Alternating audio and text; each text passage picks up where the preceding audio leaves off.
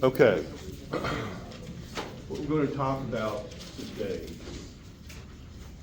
is metabolism. Metabolism can be defined as the sum total of all chemical reactions in the body.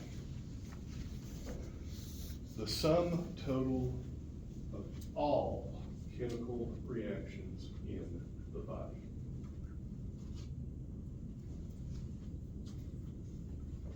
And I mean everything.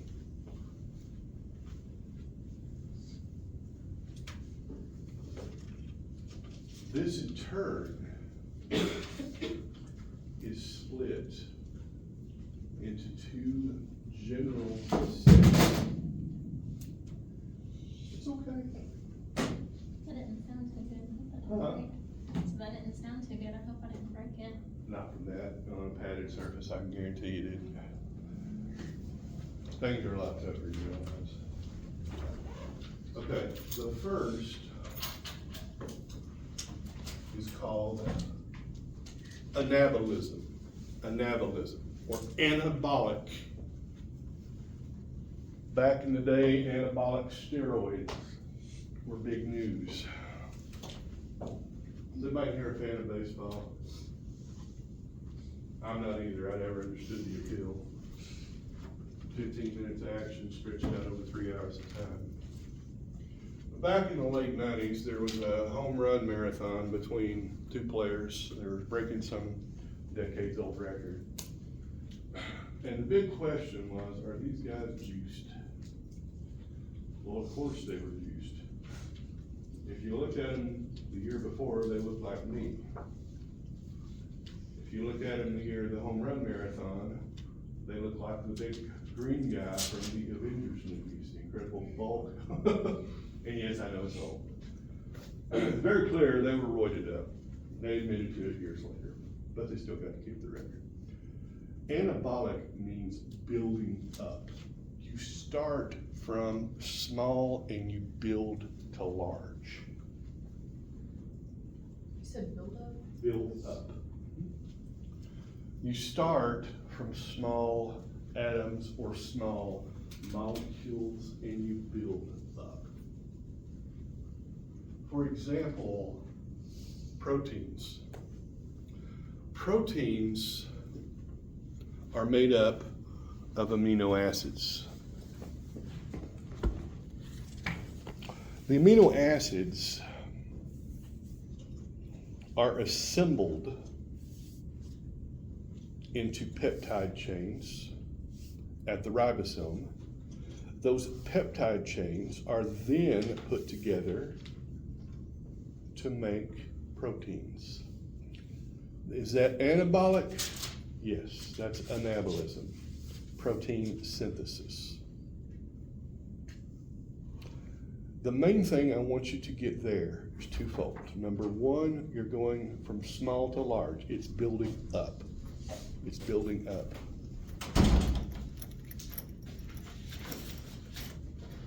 Number two, it requires energy. It requires energy.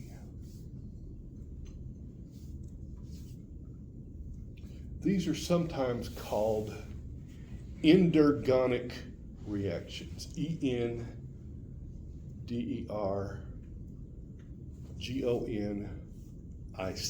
Endergonic. Ender meaning internal, gonic meaning energy. Energy goes in.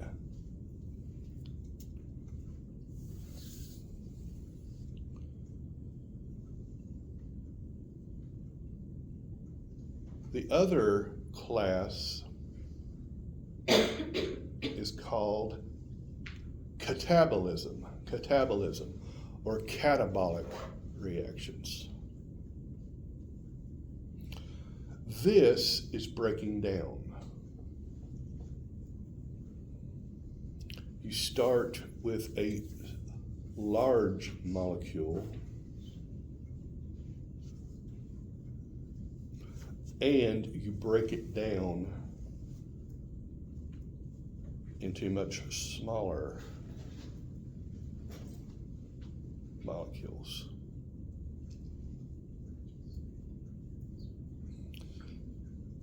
It is also exergonic, energy releasing.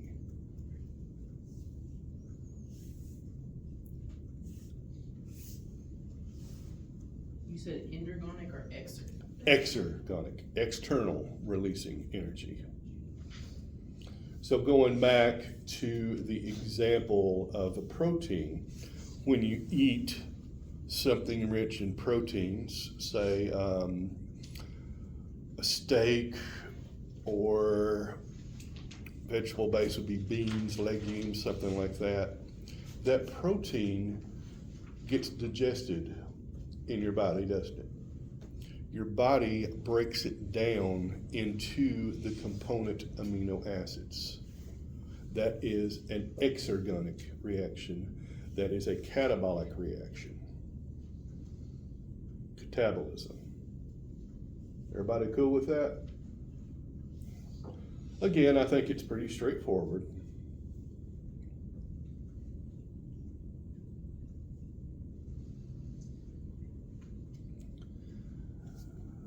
The body balances these twin sets of reactions.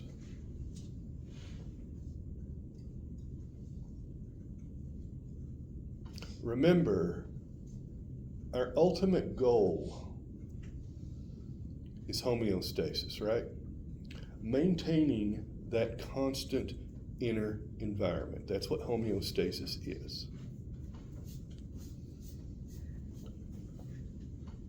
You use a lot more energy when you're running a marathon, don't you?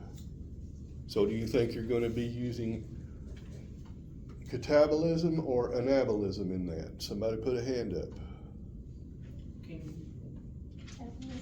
Catabolism, good job. Because you're going to need that energy to move your muscles, aren't you?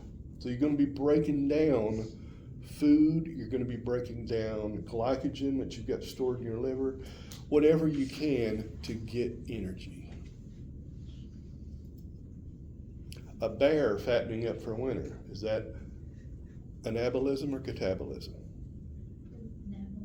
Anabolism. Because literally, fattening up, it is putting on fat. It takes in an excess of calories because during those cold months of winter, when it's hibernating, it's not going to be able to eat, is it? But it still needs the energy because it has basic metabolic functions that are required to live.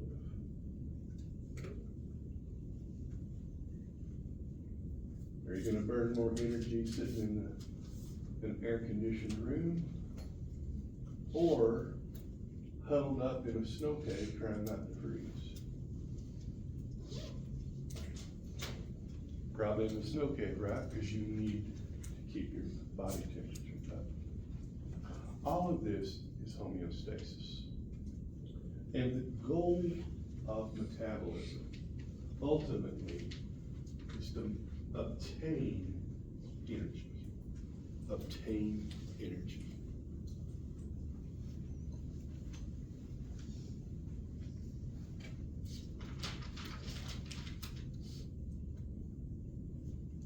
All of this is ruled by the laws of thermodynamics. Thermodynamics.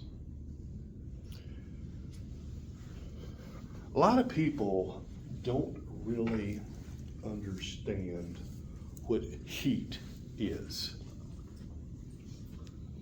My insulated coffee cup is warm. It's at a higher temperature than the air around it. Does everybody agree with that? If I leave it sitting here and I come back when my day ends at 5:30 and I pick it up, is it still gonna be warm? No. It's gonna cool down, isn't it? We call that transfer of energy heat.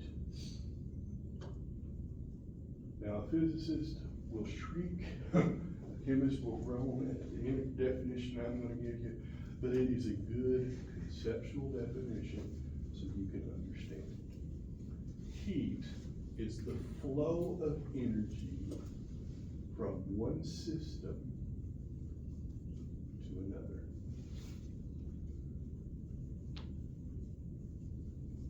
The flow of energy from one system to another. Yes, ma'am. What's the definition for thermodynamics? I haven't gotten there. Okay. Just wanna make sure. If you wanted one, let's just work through it. Does anybody know what thermo or thermal, that root comes from, what it means? It means heat. If something is dynamic, what does that mean? Complex? Huh? Complex? Complex? No, y'all wanna see an example? Sierra, would you be willing to participate in the experiment? Hold up your hand. Okay. Now, neither one of us are pushing, do you agree? We're not expending energy. This is a static state. Push it there. Okay, did you all see that we were both pushing? We were both expending energy. Thank you, Sierra. Do you agree with that? Did our hands move? A little bit. They stayed close to the same area, but they did move a little bit, right? That is a dynamic scenario. The first one, static, it means unchanging.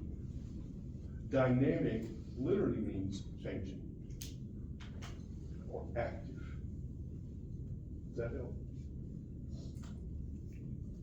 And that's why I appreciate you doing that. When she pushed against me, I had to push back, didn't I? Did I expend some energy? Could you feel the force? I wasn't just leaning over there, I was having to work for it. None of this Luke Skywalker stuff where you just stick out your hand and it flies in. You got to expend energy. The laws of thermodynamics. I'll tell you what, you won't have to know these for the test, but I want you to understand. Does that sound fair?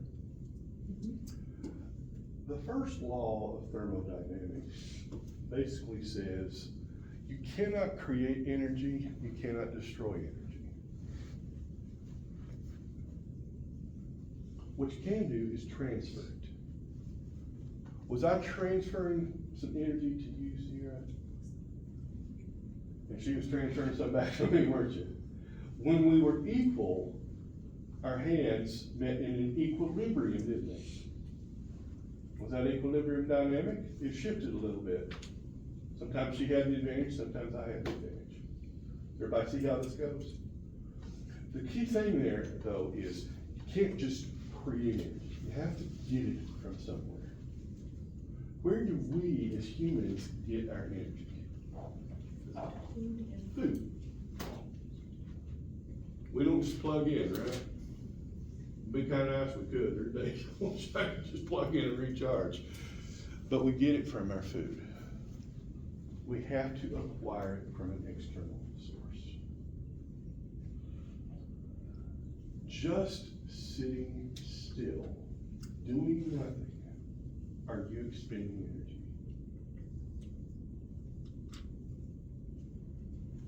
Even doing nothing but meditating, if you don't move at all, you are still breathing, aren't you?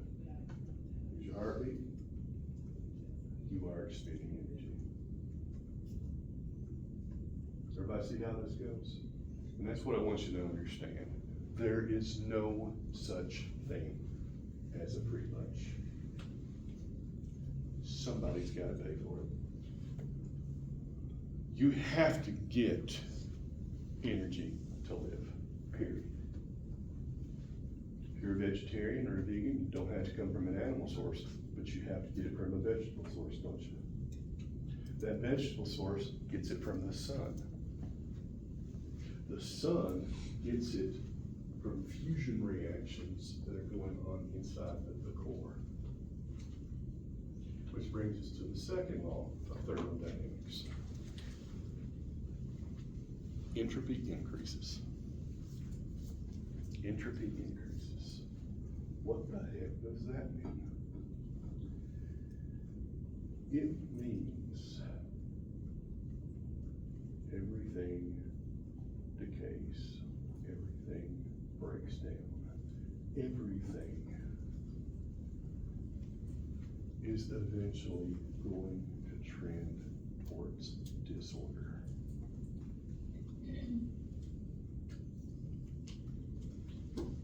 I'm a huge fan of history.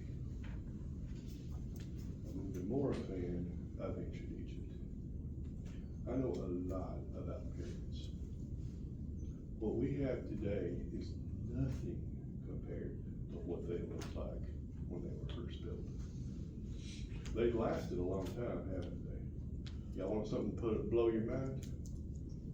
More time passed between the construction of the Great Pyramid and Cleopatra than has passed from Cleopatra to now. That's how old those things are. 2,000 years ago, time of Cleopatra, the pyramids were 2,500 years before her. I see the fireworks going off. Brains blowing. But if you look at it now, it's just like a big rock pile, doesn't it? Because that's all it is. They've had earthquakes, they've lost the casing stones. A lot of those outer casing stones that made the pyramid smooth ended up in new buildings in Cairo in the last 500 or 700, 800 years. Didn't know that, did you? Pretty cool stuff. You see where I'm going with this though? Are you gonna get older? As you get older, are you gonna look the same way you did 10 years ago? I mean, So- if your genetics are really good, but. Only if your genetics are really good. Well, I don't think I look 55. I think I've done a pretty good job of keeping myself up. I might be mistaken for 45, right? Ain't nobody gonna mistake me for 25. That's natural. That's what I mean when I say entropy increases. Is everybody cool with that? Y'all ever heard of the heat death of the universe? Basically, it says that eventually the entire universe is gonna be the exact same temperature. If heat is the flow of energy between systems, are we gonna have any more energy flowing at that point? The universe dies. Don't look at me, I didn't do it. So bottom line is, humans must continually gain energy. Humans have to continually obtain energy. Now, what type of energy? We are interested in one thing and one thing only. And I know you guys probably are not going to know what I'm pulling out of my wallet. Boy, I never thought I'd be that old. Does anybody know what this is? Huh? Money, yeah. This is that thing those old people use. It's called cash.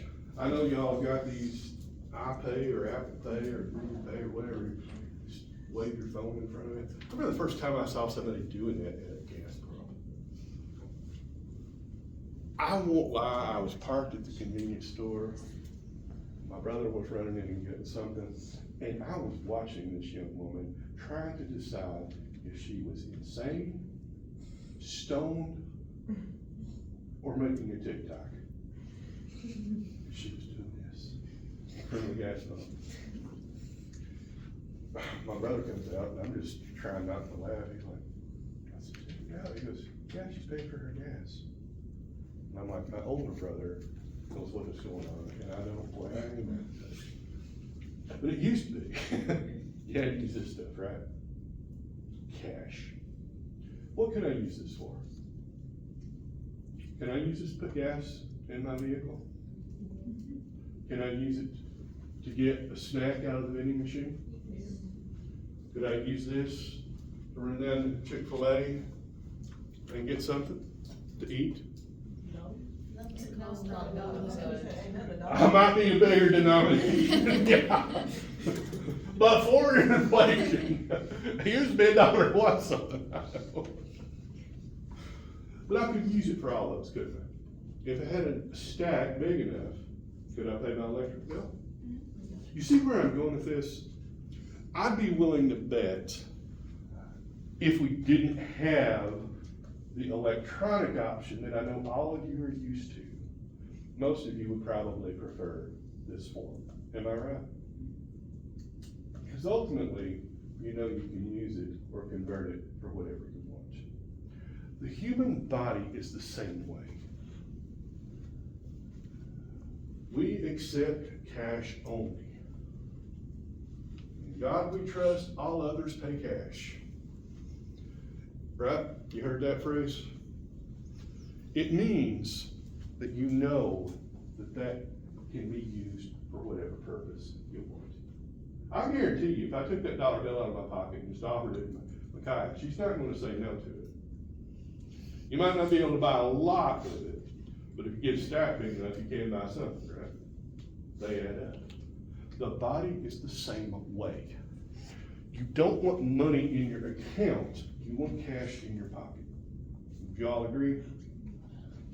So the form of energy that the body uses is called ATP.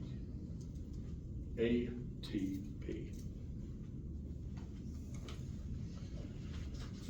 The body does not want sugar. The body does not want fat. The body does not want proteins. It wants ATP. If I am bringing in a molecule from outside the cell to the inside, what form of energy do I want, Alyssa? Say that again. If I'm bringing a molecule from outside the cell to the inside of the cell, what form of energy do I want? ATP. ATP, very good. Listen to the lecture, pay attention, we're all awake here. If I am folding a peptide chain into a protein, what form of energy do I want, Haley? ATP. Does everybody see where I'm going with this? It is the only form of energy the cell can use. I will repeat that. It is the only form of energy the cell can use. What happens, we don't eat ATP. We eat, well, let's just say Sugar Bombs cereal. Anybody eat breakfast in here? One student ate breakfast this morning. 5 students. Suddenly, a lot of things are starting to make sense. I assure you all, as somebody who is a diabetic, start eating breakfast. It is good for you. What'd you have for breakfast? Pancakes. Pancakes. Pancakes, we like them, right? Put some maple syrup on them, a little butter. I can't have any more. Some diabetic, but oh yes, I love them in my day. A lot of sugar in there, right? Is that sugar usable by the cells? No. We have to have ATP, don't we? So what we have to do is break the sugar down. We as humans have a couple of ways that this occurs. The first is we've got a digestive system. This is large scale. We've all had pancakes, we've all had maple syrup, we know what it looks like, right? It's a solid covered by a liquid, it's got a high viscosity. That's not going into a cell, is it? The process starts in the mouth with chewing. You literally are physically shredding it. Then it passes down the esophagus to the stomach, where chemicals react with it that start breaking it down. Then it goes into the small intestine where it gets absorbed. Then it's in the bloodstream, right? So the bloodstream carries it to a muscle cell. All of that is considered digestion. Once it gets inside the cell though, it's still a sugar molecule, isn't it? Now, if you've ever made caramel on the stovetop, you know that you have to heat it over low heat, and essentially you're melting and scorching the sugar. That's at a much higher temperature than body temperature, isn't it? It tastes good, but I guarantee you, if you stick your finger in there and lick it, you're gonna burn your finger. So how are we burning sugar? Well, the answer is enzymes. It's a stepwise process. And this is called a metabolic pathway. A metabolic pathway.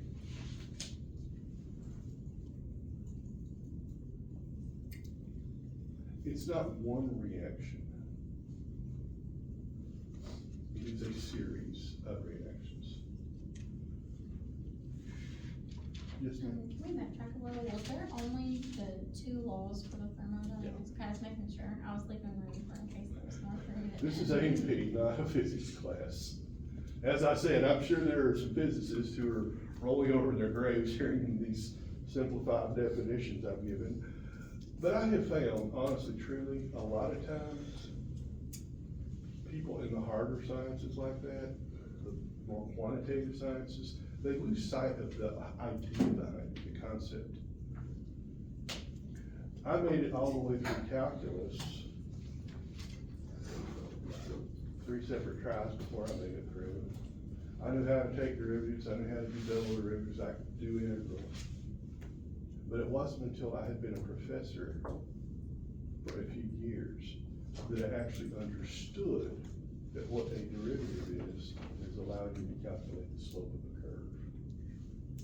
You pick any 2 points at any point along the curve, and you get the rate of change of the rate of change. And I looked at my math professor buddy and said, why did thou not get taught that? And he said, because we as mathematicians forget the idea of concepts. That help you? That's why I'm telling you concepts. So bottom line is, once it gets to the cell, we're gonna have to send it through a metabolic pathway, aren't we? We're gonna have to break it down. That pathway is called glycolysis. Glycolysis. Glyco is a root term meaning sugar. Lysis is a root term meaning to split. Okay, can you go back for just a second? Once it gets to the cell, it goes to a pathway. What was the pathway? Glycolysis. Glycolysis, okay.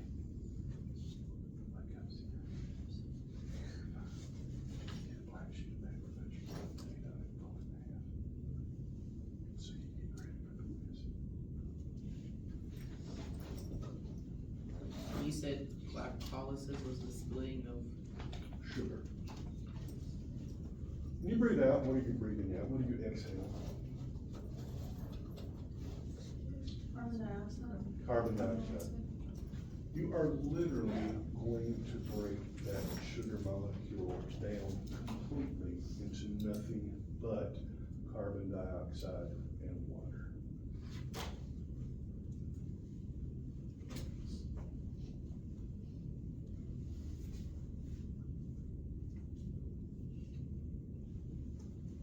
If you burn sugar, essentially you're doing the same thing, but just outside the body, right? Instead of the body harvesting that energy, you're releasing it as light and heat. Everybody see where I'm going with this? So the main thing you get is I want you to understand you're breaking this down completely, but you're doing it a step at a time. That's what a pathway is. Imagine if I handed Lydia a Tinker Toy model. Do they still make those? Y'all know what Tinker Toys are?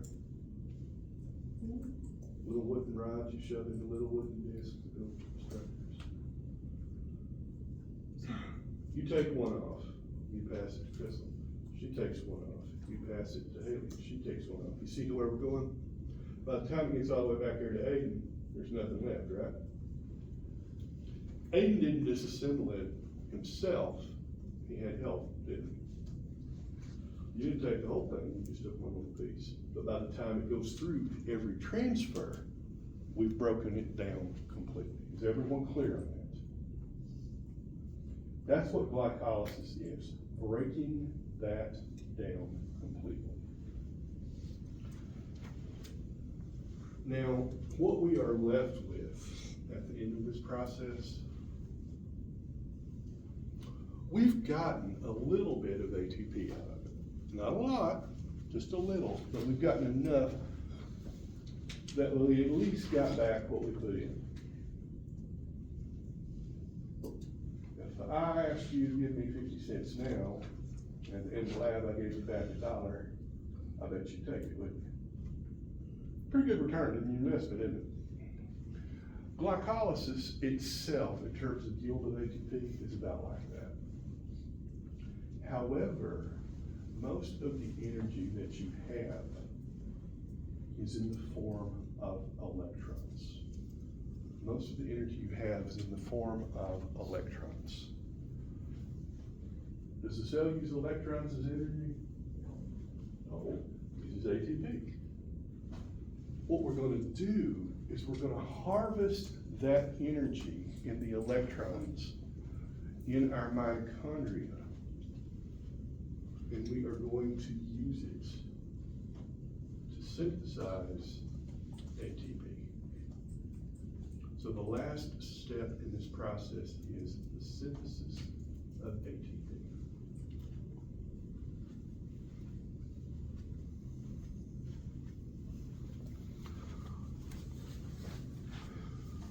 Is everybody cool with that? Can we use that ATP to make proteins? Yep. Can we use that to bring things inside the cell? Yep. Can we use it to divide the cell? Yep, we can use it for anything, like cash. That sounds great, doesn't it? Let's make a protein, let's bring something in, let's divide the cell. Uh-oh, we're out of ATP. What do we have to do now? Huh? Somebody said something. Get more energy? Make more, yeah. How are we going to make more? Well, we're going to have more sugar to break down, aren't we? Do you see where I'm going with this? It is a continuous process. It is a continuous process.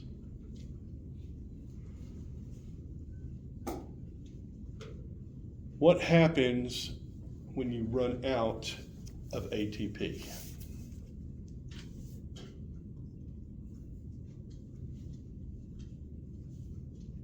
You die. Y'all ever heard the rule of 3? How long can you survive without food? Well, the general rule of thumb is 3 weeks.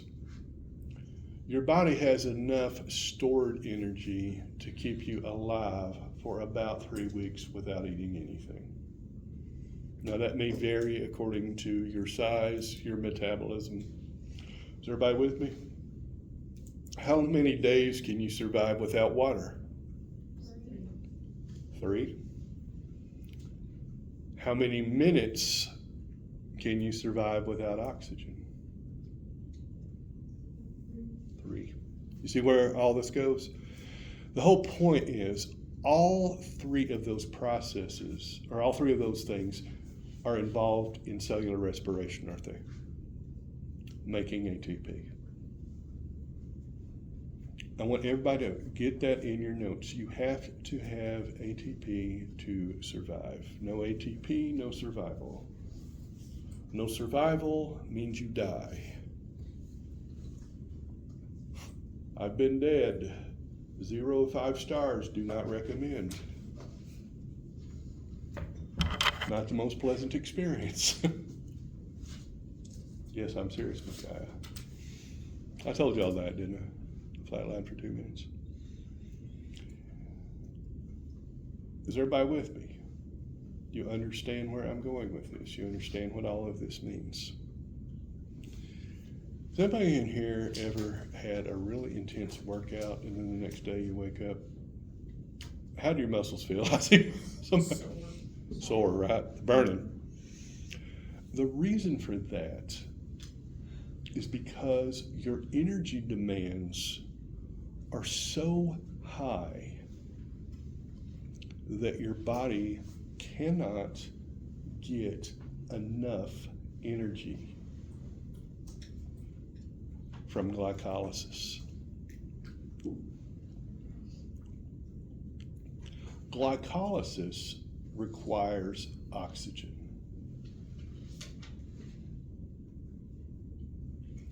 Your heart is beating as fast as it can, right? You are breathing as deep and as fast as you can, right? And it's still not enough. So what your body does is it switches over to a process called fermentation. Fermentation.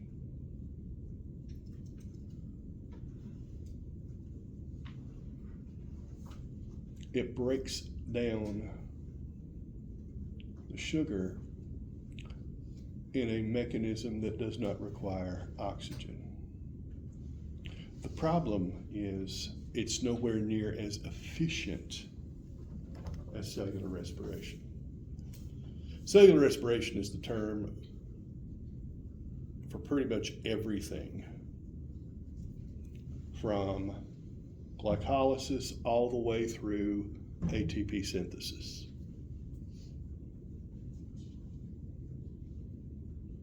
Can you repeat that? It is the term for everything from glycolysis through ATP synthesis.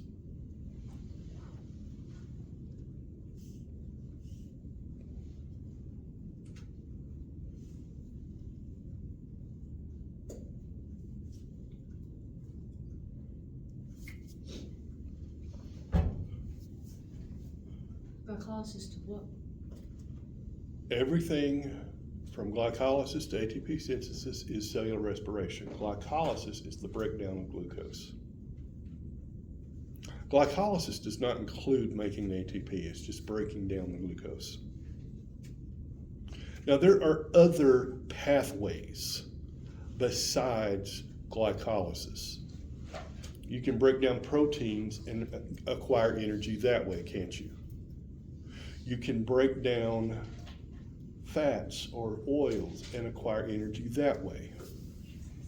I'm just trying to give you all the big picture here. Now, it's important to understand, as I said, this is a continuous process. It has a start, it has a middle, it has a finish. Then it starts over because you never, ever, ever run out of the need for energy. Is everybody clear on that? Your heart has to beat. Your lungs have to breathe.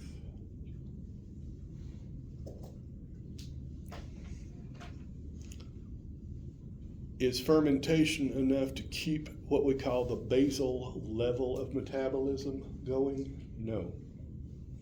It's a backup system that can give you extra energy when you're at maximum capacity, but it is not enough to survive on. It simply is not efficient enough. And the reason you get sore the next day, because the lactate from fermentation builds up in your muscles and causes soreness. That's why they tell you to hydrate so much, to help flush that out.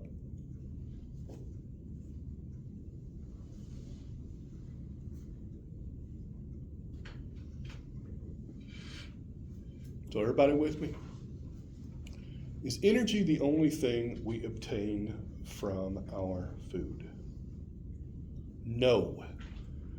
There are certain items we have to obtain from the environment, and almost all of those are through diet. Number one, just as an example, calcium. Calcium.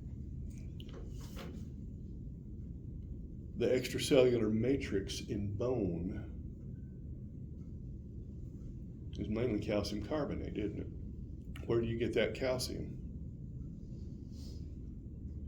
What's your mom always getting on to you growing up to drink? Milk. You get energy from it, yes, but you also get calcium. If you're trying to build muscle, they tell you to eat a lot of protein, don't they?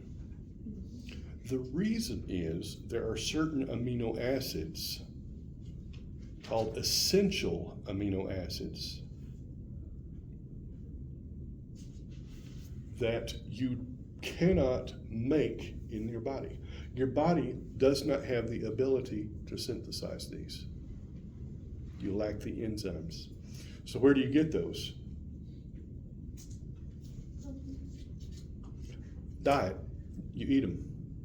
There are 9 essential amino acids. The 9 essential amino acids are the ones you have to get from diet. Vitamins. Where do you get those? The sun. Huh? Sun. Vitamin D, you can make yourself from sunlight. Where do you get the rest of them? Fruits. Diet. Fruits, veggies, yeah, but let's say diet. And even vitamin D, most of us don't get enough of it because we don't get enough light, so we get vitamin D enriched milk. Everybody see where I'm going? I want you to understand metabolism is not just about energy. It is about making or acquiring anything the body needs for homeostasis.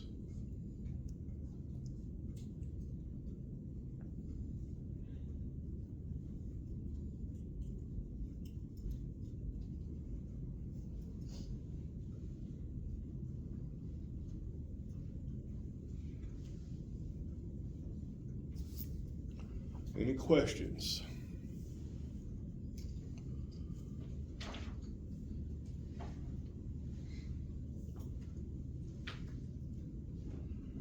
Now your book goes into a little bit on gene regulation and what it is, how we control this. I want you to understand something here.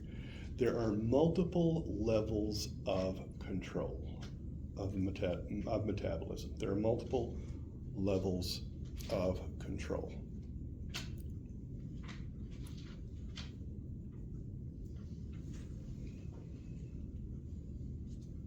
What makes you eat? Feeling of being hungry. The feeling of being hungry. The feeling of being hungry. And we've all felt hunger, haven't we? There's actually a couple of hormones that regulate this process. One of them is called glucagon. Glucagon. It's secreted by the pancreas.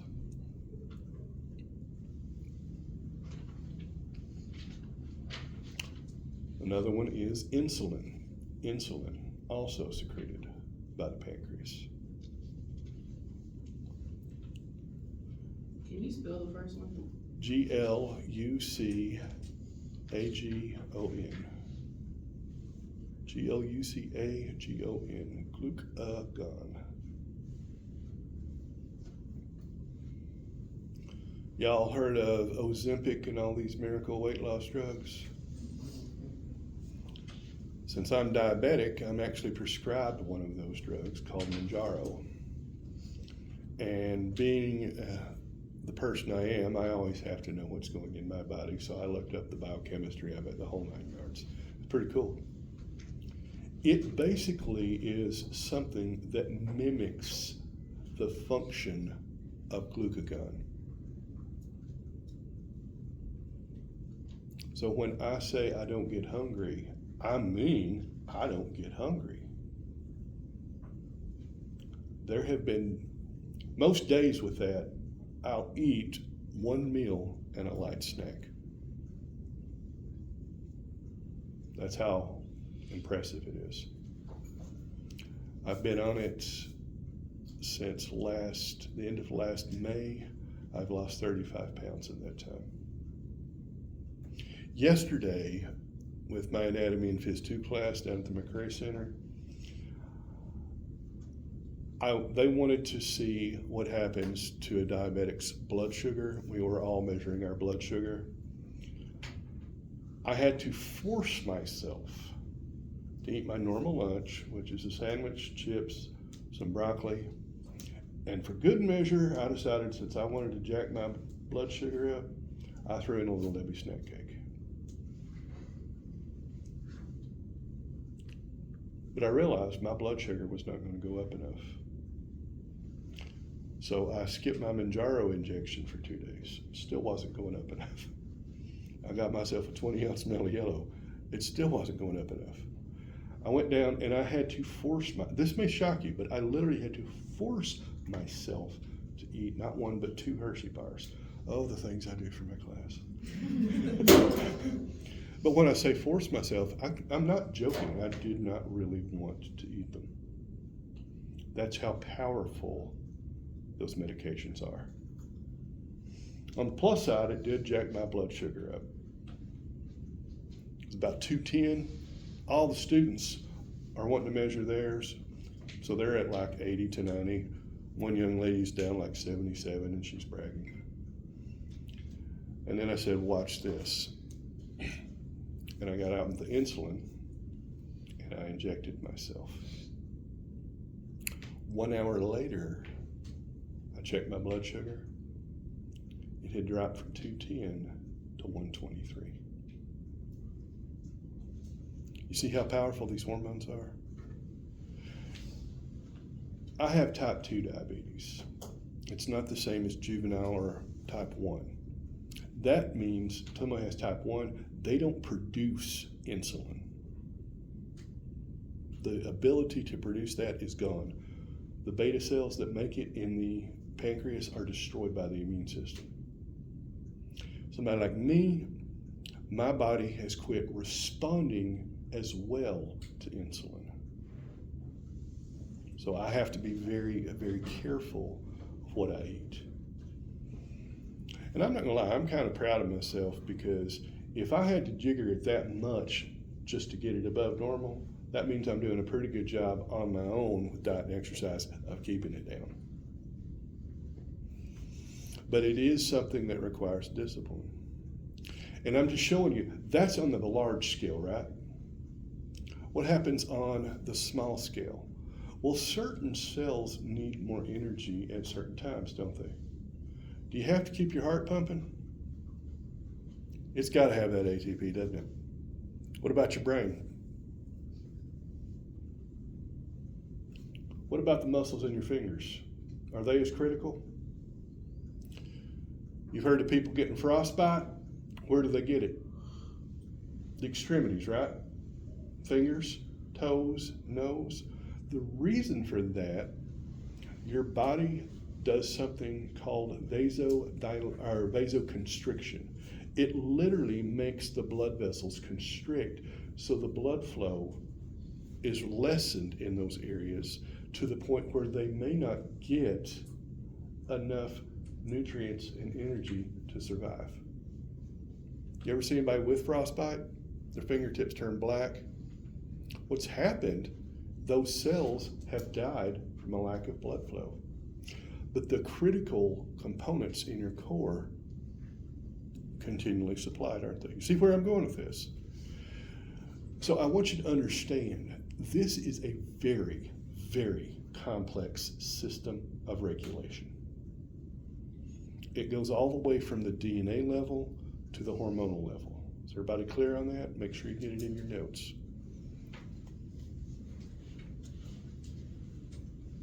And don't worry, I'm not going to go into the genetics of it as much as I'd like to. For those of you who don't know, I'm a geneticist. So anytime I get a chance to talk about DNA, I have to be very careful I don't overdo it. Can you repeat exactly what we need to write down? Could you repeat exactly what you want us to write down? It goes all the way from the DNA level to the hormonal level. What goes all the way from the DNA to the hormonal level then? You tell me. regulation of metabolism.